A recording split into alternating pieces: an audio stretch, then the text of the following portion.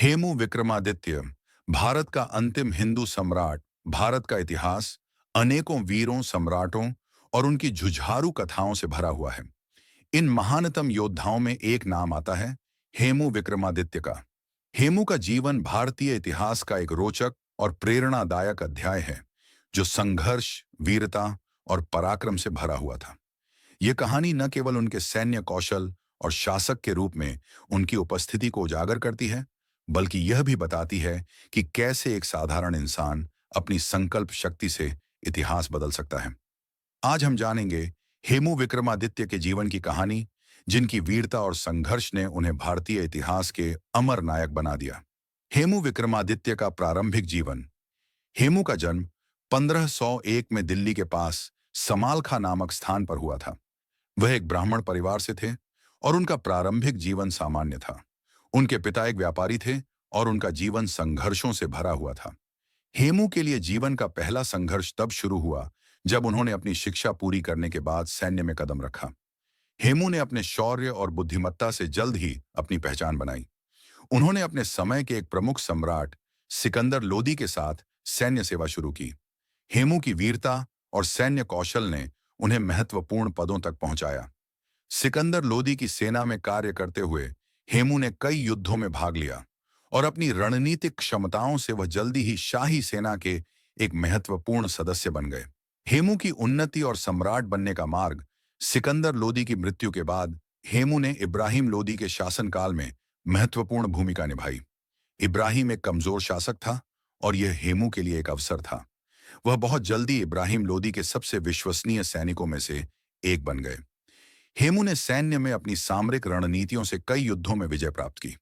हेमू की सेना लगातार विजयी हो रही थी और उनका साम्राज्य बढ़ता जा रहा था। लेकिन असली मोड़ तब आया जब हेमू ने दिल्ली पर कब्जा करने की योजना बनाई। हेमू ने दिल्ली के शाही दरबार को अपने अधिकार में लिया और खुद को सम्राट घोषित किया। उन्होंने विक्रमादित्य की उपाधि धारण की और अपनी राजधानी दिल्ली में स्थापित की। पानीपत की दूसरी लड़ाई।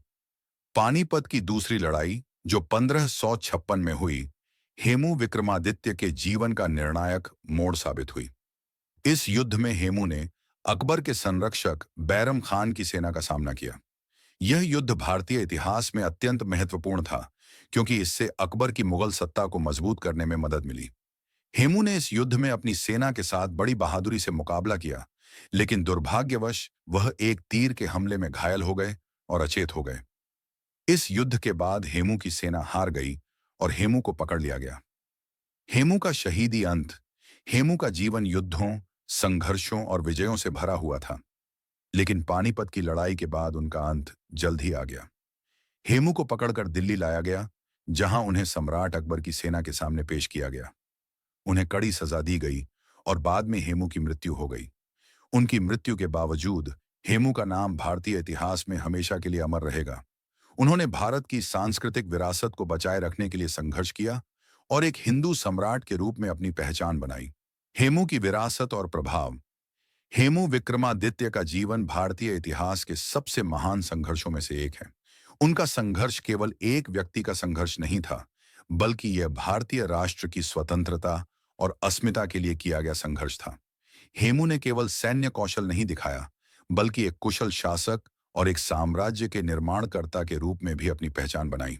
उनके समय में भारत एक विखंडित राष्ट्र था और हेमू ने एकजुटता की दिशा में कदम बढ़ाए। उनका साम्राज्य भले ही छोटा था, लेकिन उन्होंने उस छोटे से क्षेत्र में समृद्धि और शांति की कोशिश की। हेमू का शासन एक आदर्श था, जो आज भी हम सभी के लिए प्रेरणा का स्रोत है।